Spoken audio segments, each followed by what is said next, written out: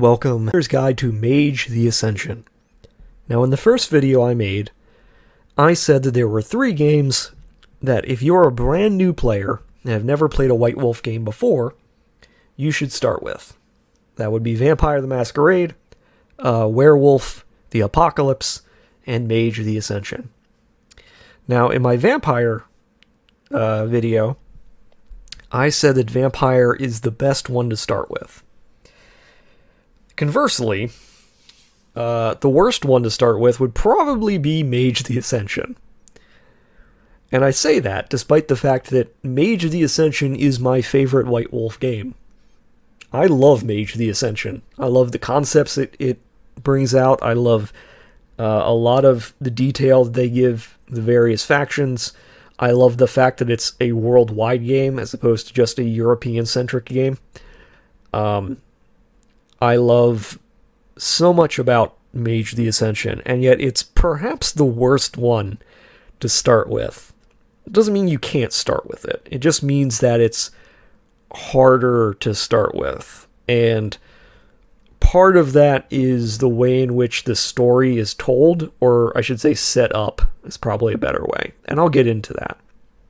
But before we do, let's talk about the general overview. What is Mage the Ascension? What is a mage? What is magic? The belief or the setup of Mage the Ascension is that magic is essentially altering reality. Essentially what happens is collective belief of mortals creates a reality paradigm. And within that paradigm, different things are possible. So, in the Middle Ages, the reality paradigm was overwhelmingly defined by the church. And so things like religious miracles were possible because people collectively believed that that was a thing that could work. Okay? And in modern nights, the problem that faces down most mages is that people don't believe in magic anymore.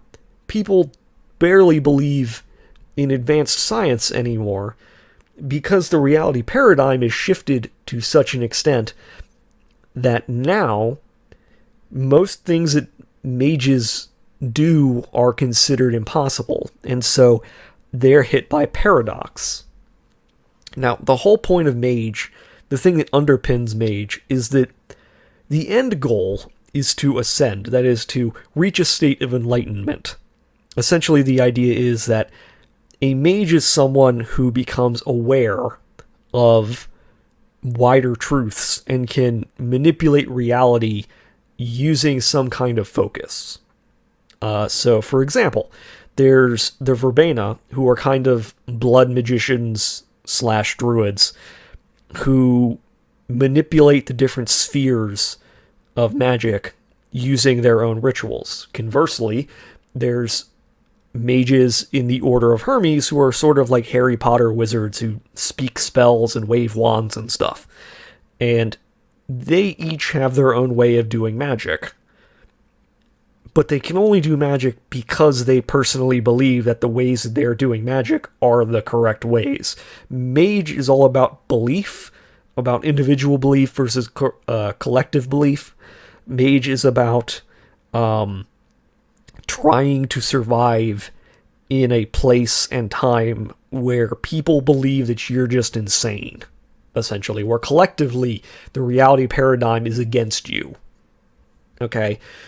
And a lot of this is informed because the main dynamic in Mage is the traditions, of which there are 9, just like there's 9 spheres of magic, versus the Technocracy. And the Technocracy have basically won, like, in terms of the setting. And this is a point against Mage, I would say, because unlike Vampire, which starts off with kind of an even playing field almost, where it's like, yeah, it doesn't matter what faction you are, everybody's still fighting and has been fighting for thousands of years. In Mage, the war is over, essentially. In Mage, it's like the Technocracy won. Technology has essentially enslaved humanity, and there's basically no chance that people are suddenly gonna like wake up and all become shamanistic dream speakers, essentially. Like there's no chance that all of a sudden people are going to believe that kung fu masters of the Akashic Brotherhood can do magic. The Technocracy have strangled the crib people's ability to ascend. Now, this all sounds really sinister and really evil and probably sounds really cyberpunk.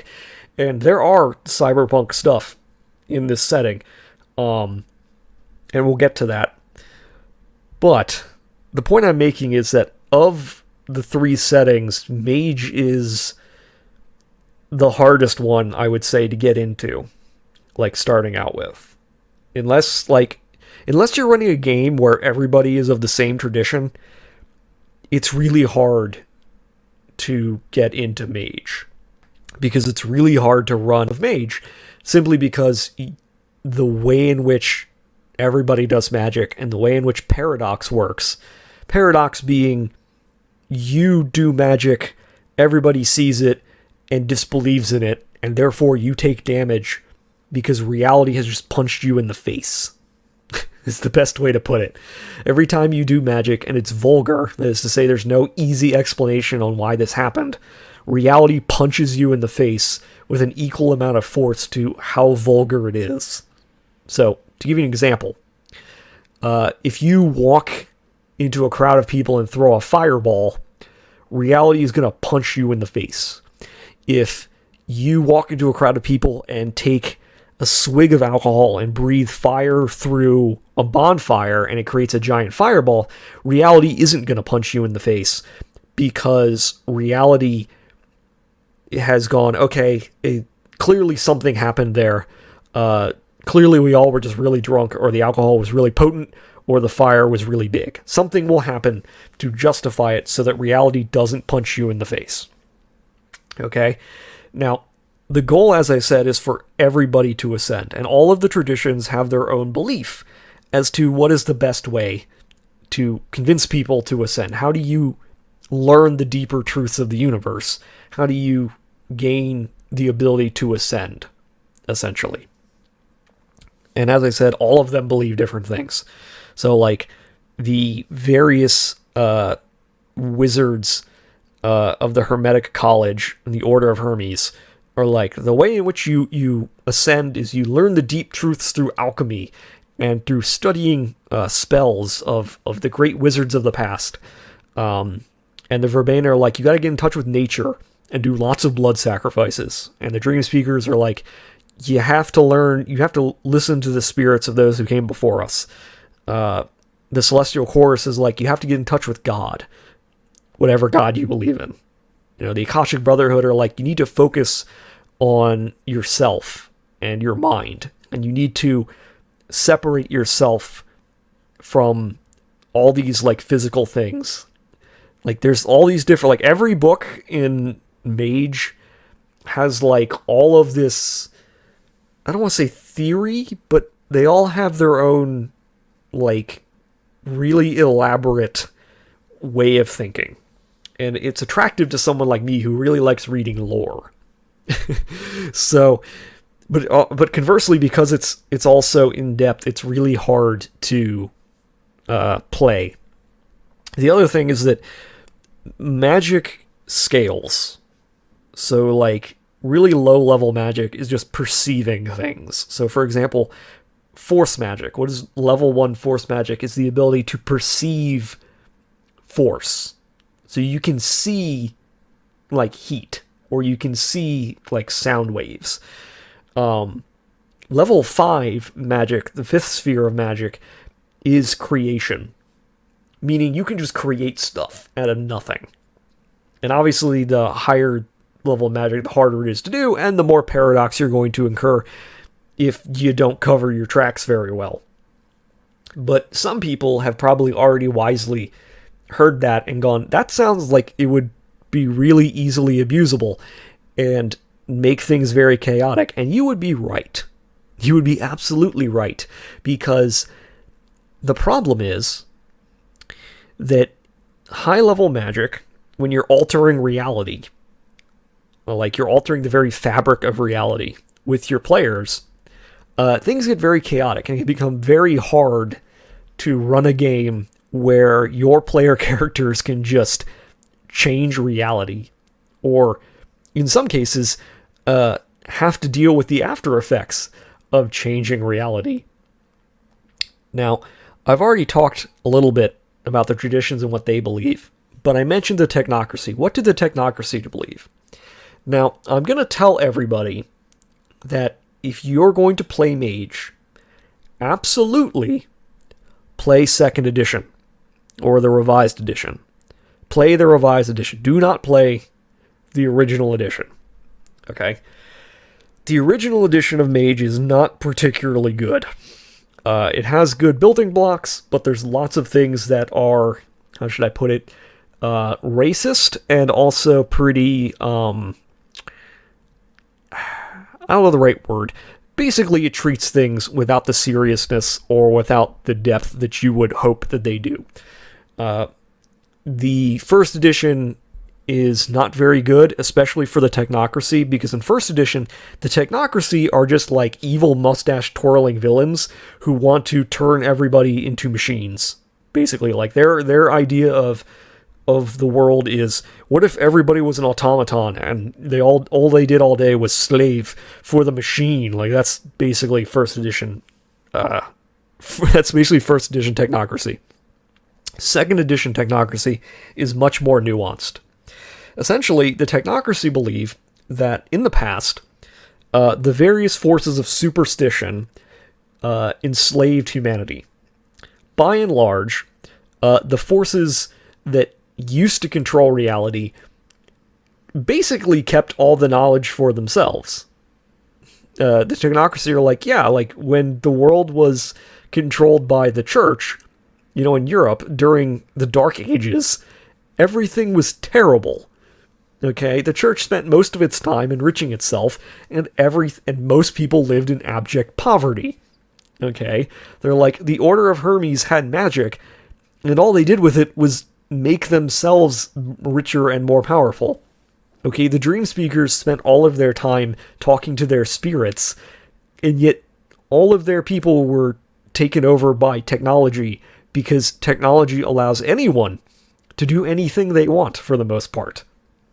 And so there are 5 conventions in the Technocracy who all believe different things.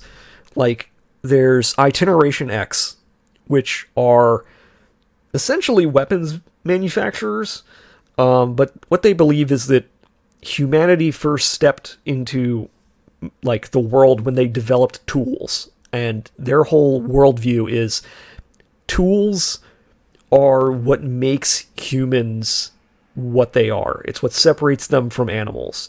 The ability to make a shovel and not just dig with your hands. The idea to come up with the idea of a shovel is what defines humans for what they are.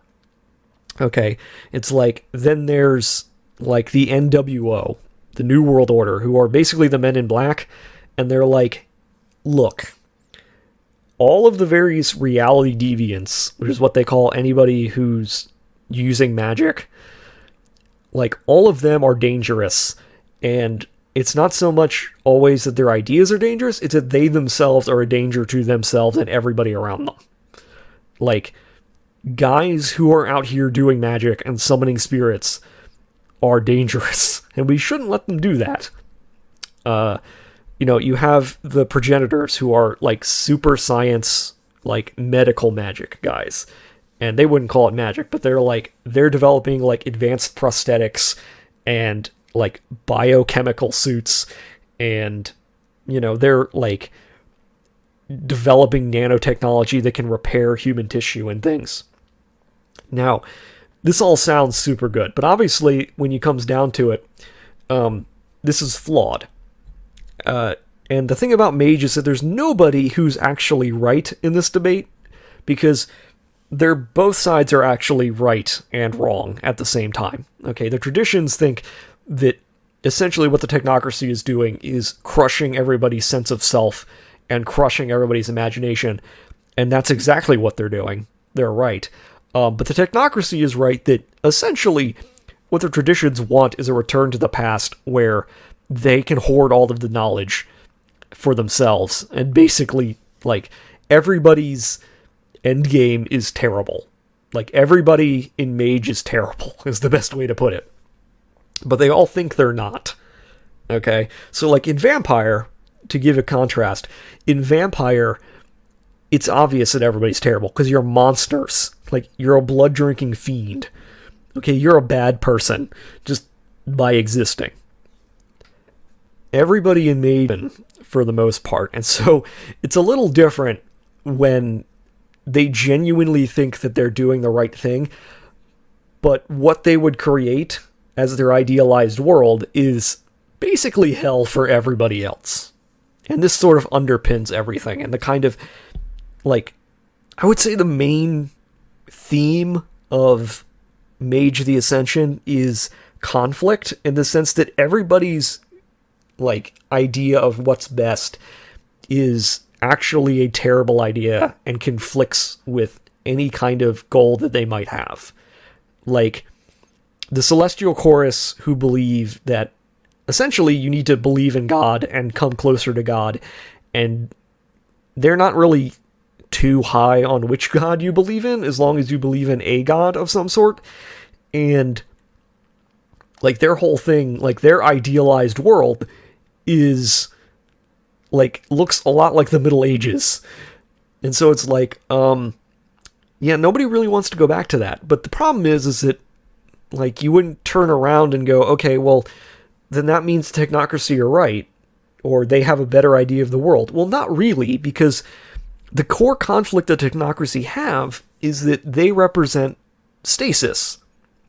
And so what they're finding is that because they've kind of crushed the ability to dream out of the mass human population, that their super science doesn't work. Like, one of the main problems they have is prepared to introduce all kinds of miraculous things to help you, because in second edition at least, both the traditions and the Technocracy are motivated by a genuine desire to help humanity in their own ways. It's just their ways conflict with one another and are entirely opposite. But the problem with the Technocracy, the thing the Technocracy keep encountering, is they've come up with something miraculous, like some kind of super weapon or some kind of new technology that allows humans to recover from any wound. And they try to introduce it, and they get hit with paradox.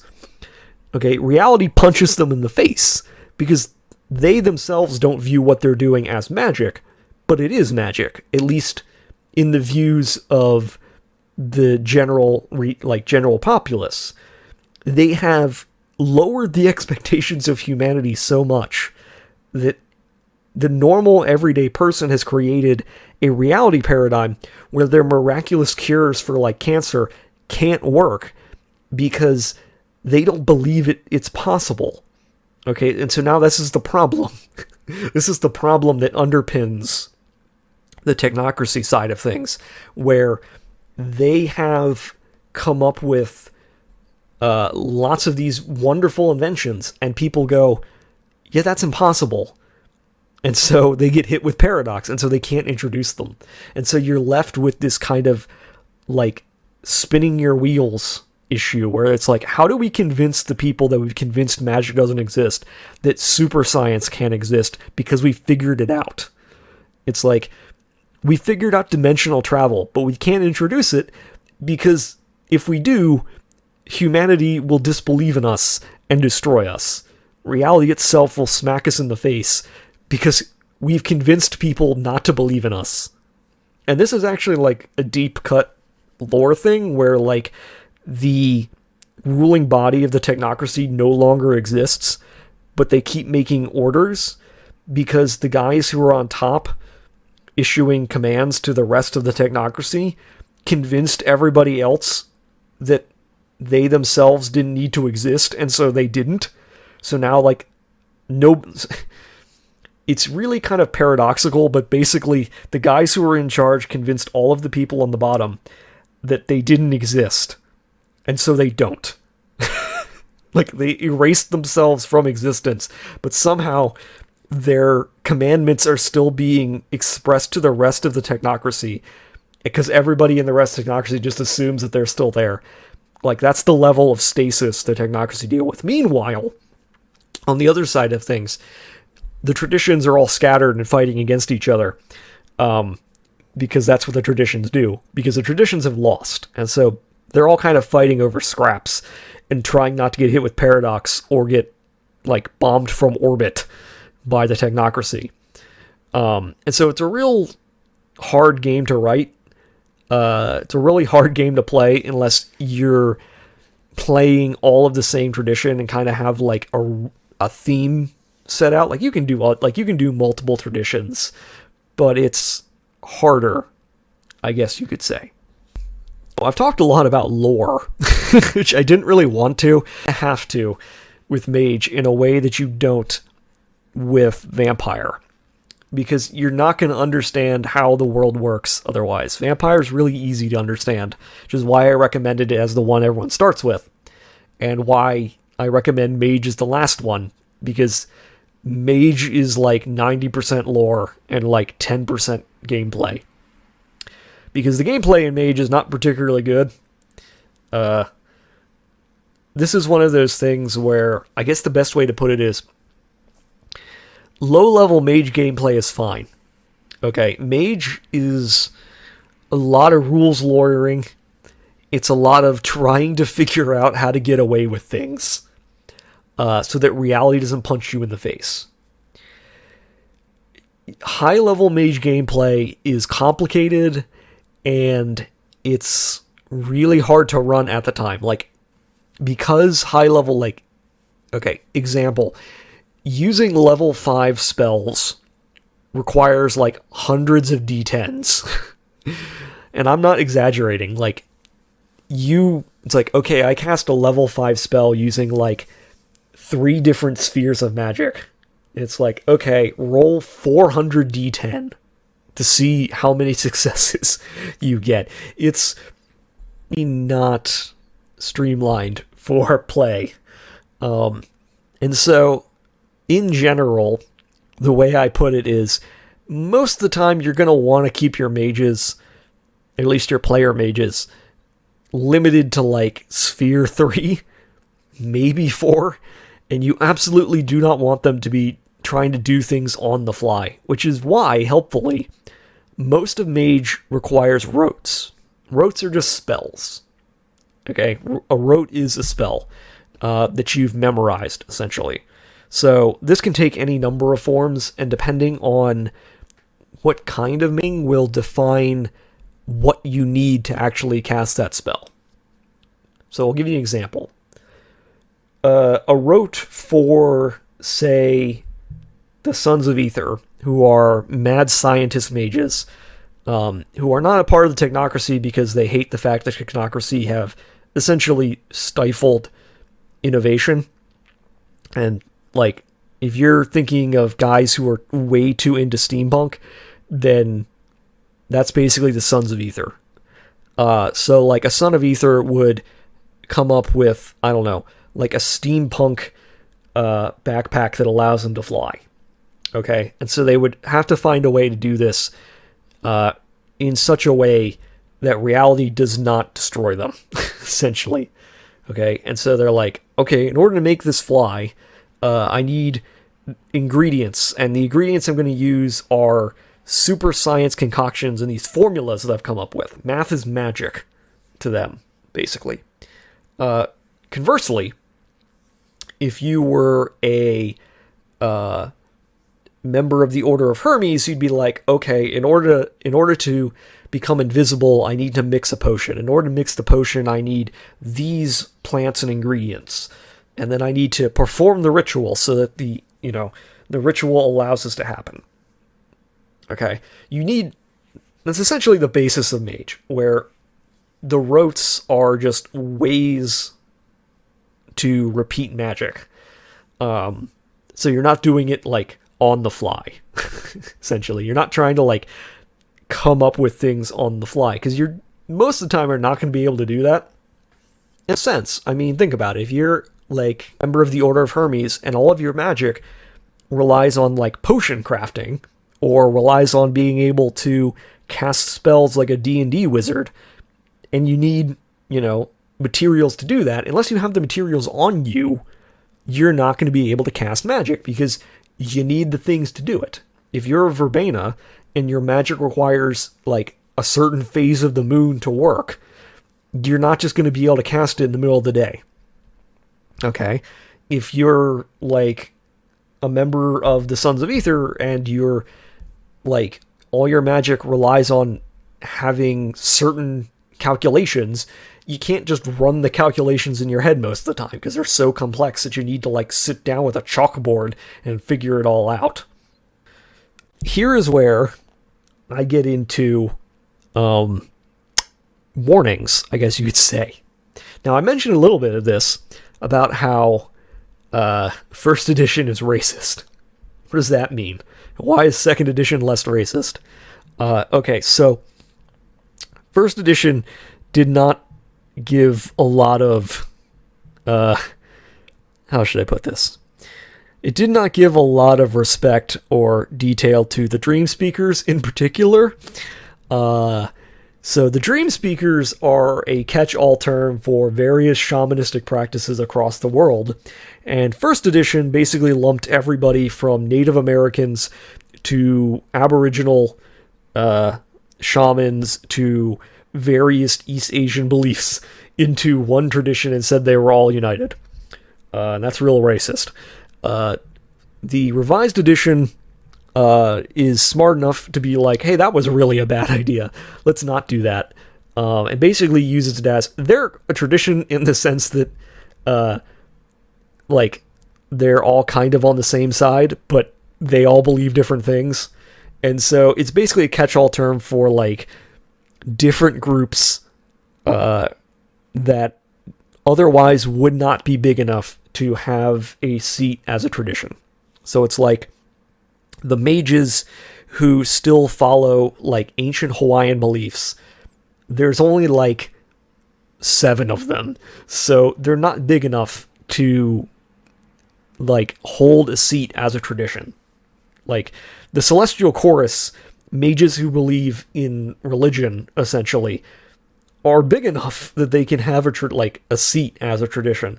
But, like, the various Native American shamans, there's only, like, a couple dozen of them. So it's not like they could, on their own, have a seat. Whereas, if you take all of these various practices that exist, they can kind of coalesce together and kind of be a voice for their own sort of issue, which is, we don't want our practices to die and disappear.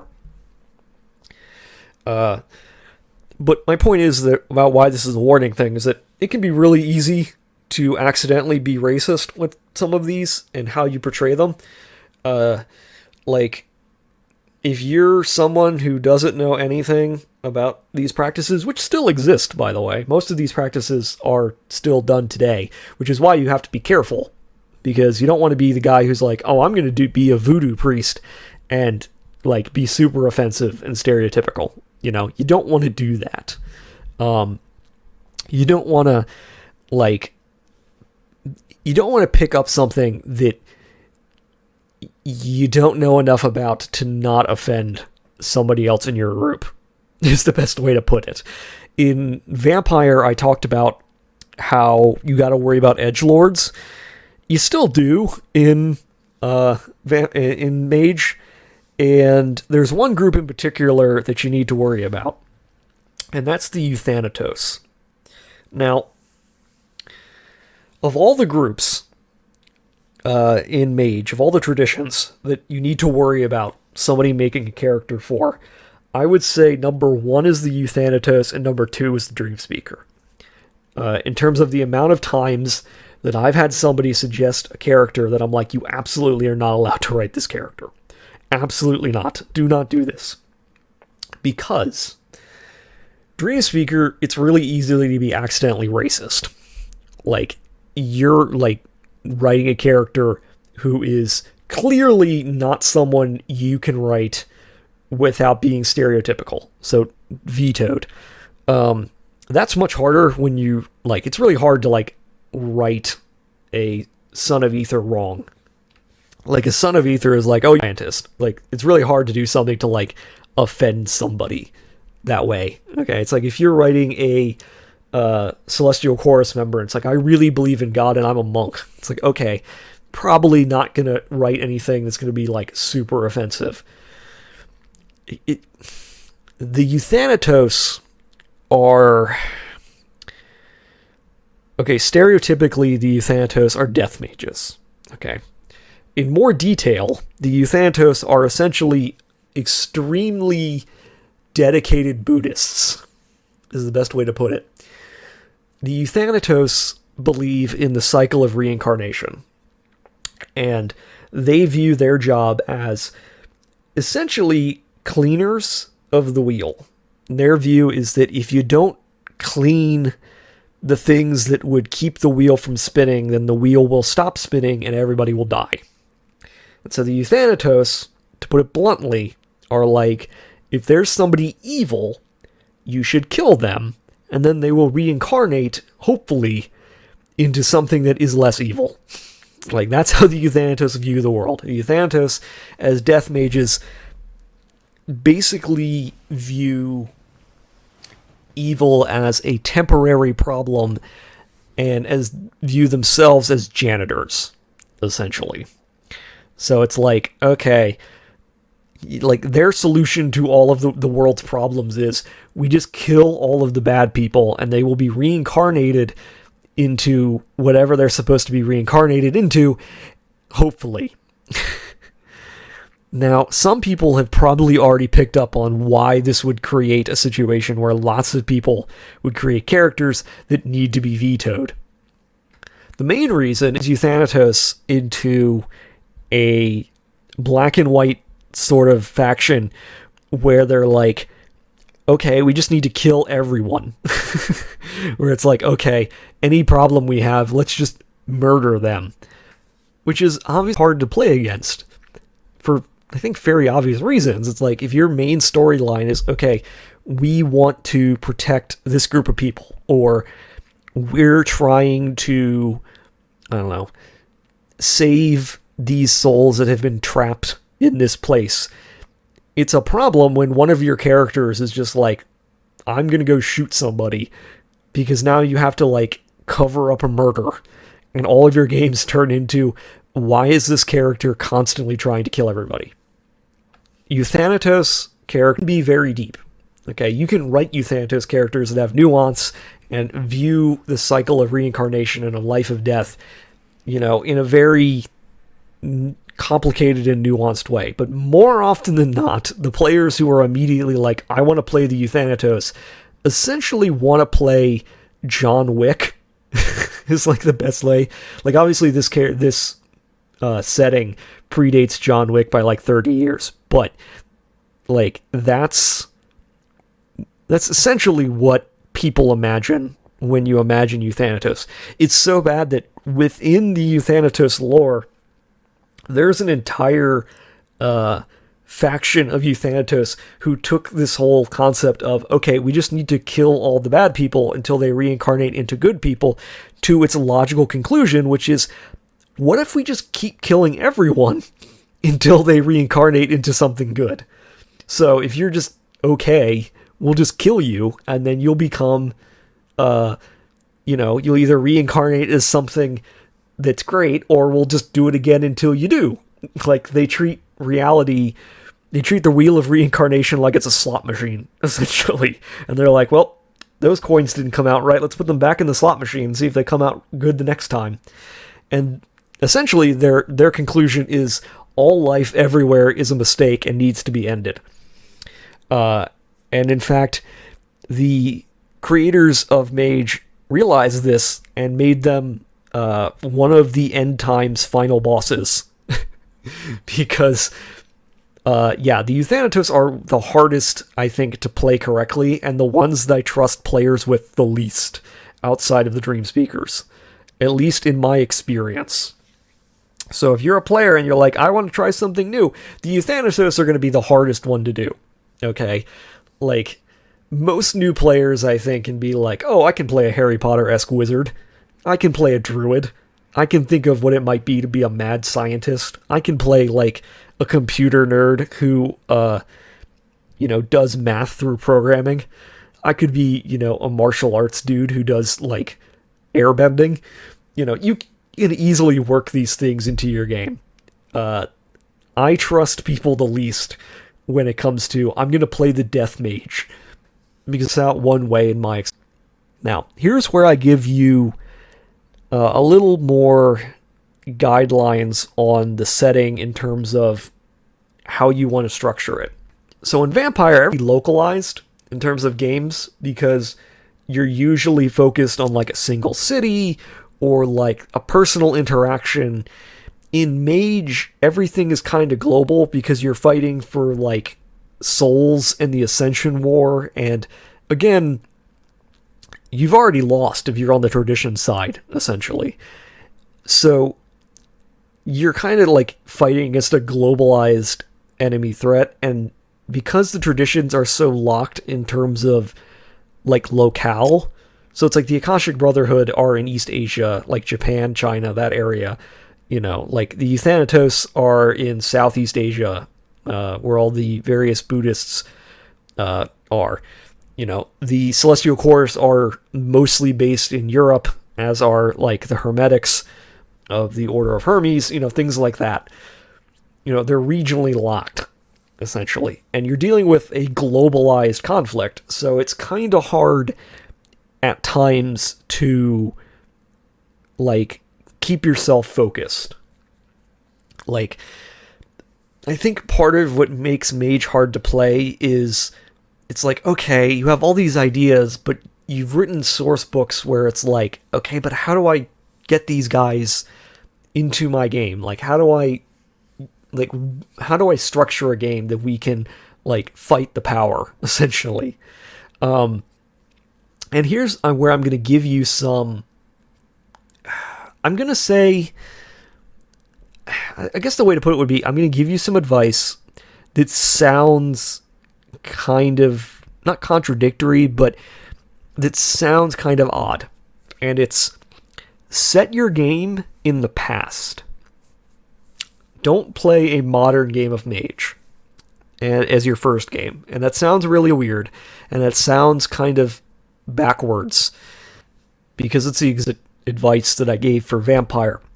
But the reason I say that you should set your game in the past is the Technocracy won't have already won. And so you'll have a lot more opportunities to sort of play around with things.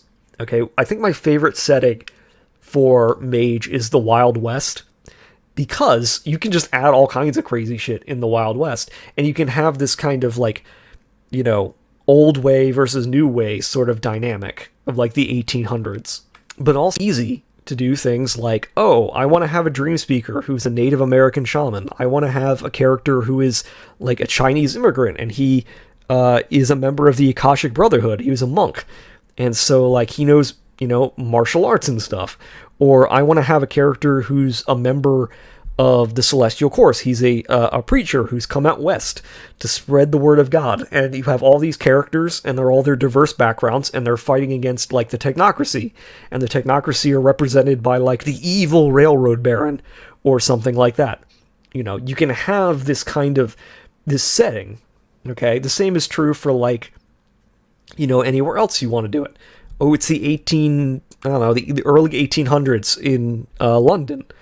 Technology, the railroad is starting to come up. People are looking into science. You have these various, science mages in the Technocracy who are, like, trying to get rid of all these old beliefs, and you have them represented by, like, the evil, stereotypical British view of, like, well, we need to civilize the world, and you have, your player characters are all these people who are like, actually, that's totally wrong. And you're wrong for all of this other stuff. Like, colonization is wrong. Like, you can have these things. You can run these characters. Or even going even further back. Like, if you want to do a game like the Middle Ages, where you have, like, various wizards fighting, like, the forces of, like, the future and technology and stuff, like, you can do all that in the past, where it's a little more even and a lot less restrictive. Because the other thing, the Technocracy are not like all about technology as much as they are how do we enforce our view of technology onto the world. So like the difference between Itineration X, who are all about tools and weapons, versus something like the New World Order, which are all about like controlling information, or like the Progenitors, who are all about like trying to heal diseases and things like that, or try to improve the human form. Like you have all these different like possibilities, but also in the past there are different conventions which no longer exist, which you can play around with. So like if you want to run a game where it's like we're all going to be druids in Britain fighting off the Roman invasion, which is represented by the predecessors of Itineration X, who come along with the Romans to quote-unquote civilize Britain. Like, you can run a game like that. You can run a game where you're Merlin, essentially. You know? If you want to run a game that's, like, in, I don't know, like the Warring States period of Japan, okay? And you have a bunch of samurai characters who are all members of the Akashic Brotherhood, okay? And you're all like, we need to kill these demonic forces, because there are demonic forces in Mage, and I haven't talked about them much because honestly it's probably better if I don't mention the other two factions in Mage to beginners. But I think now that I think about it, I should. I'm only going to cover them very briefly because they're not extremely important. Well, I mean, they are, but they're not important for beginners. That's what I should say. There's two factions. The first is the Nefendi, or Nefendis. I don't know how to pronounce their names. Basically, they're demon worshippers / alienists. Unlike other mages, which are possibly evil or misunderstood, the Nefendi are not misunderstood. The Nefendi are not, redeemable. The Nefendi have consciously, willingly decided to make pacts with otherworldly beings, or have essentially decided that reality itself is a mistake that needs to be corrected. These are mages who essentially worship non-existence and go out of their way to make things as horrific and terrible as possible so that reality itself will break down and collapse. Okay? And if you're a beginning player, absolutely do not touch these. If you're a new storyteller, absolutely do not touch the Nefendi with like a 10-foot pole, because they are, quite frankly, like, they are everything that is evil in the universe. Like, they worship non-existence. They worship, like, unnameable beings who essentially want to undo reality. And, like, your average Nefendis is, like, not the kind of evil that you can do anything with. They're evil on the scale of, like, uncomfortable evil. Okay? There's a reason why the source book on the Nefendi in the World of Darkness comes with a warning. Okay? And this is a world, like, again, this is a world that contains all matter of evil stuff. Okay, that bridges topics that are taboo or were taboo in the past, and this is the book that they gave a warning label to, which should tell you everything you need to know. Okay, the other not clan, but the other organization, not that they are an organization, I guess the other faction is the Marauders. And the Marauders are not an organization or a faction. They're just lumped together. Essentially, Marauders are mages that have lost the plot. And they have lost track of reality, and now they are paradox mages. Okay. Essentially, a Marauder is someone who has completely lost the, like, track of what is real and what is not real. They exist almost in a fugue state, and wherever they go, paradox follows. So, Marauders are the types that will wander through the clouds in huge castles made of stone that somehow float in the air, that throw lightning bolts to the ground, that turn people into chickens. Okay? And they do this until Paradox builds up to the point that it destroys them. So they're not really like a faction, they're just like a group that exists in theory. That doesn't really make much sense. Like, they're not even like a group. It's just, what do you call these people who end up in this state?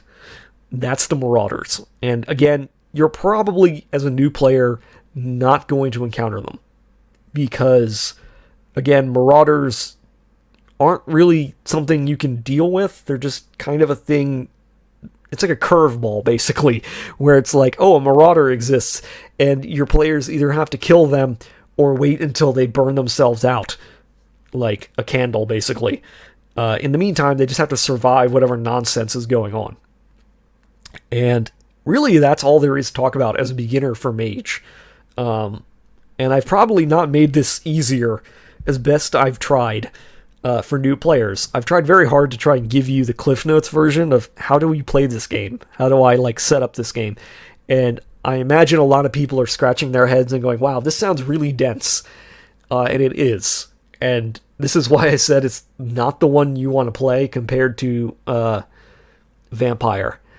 Vampire is much better in terms of new players. Mage is, I think, more interesting. And it's my favorite to read, but it's hard for new players, I would say. But yeah, that's basically it. Like, you probably want to start out in a game that's in the past. You're probably going to want to start a tradition. You're probably going to want to start with a group that's all one tradition. You're probably going to want to avoid playing like Euthanatos or Dream Speakers. You're probably going to want to like keep your magic lower rather than higher, as hard as that is to believe. Might be less fun, but it'll save you a lot of headaches. Yeah, I think that's really it. So, sorry if this hasn't been as good as the other two episodes. I want to talk about Mage, but it's just really hard to like get... I guess it's just really hard to explain for new players in a way that doesn't immediately overwhelm them.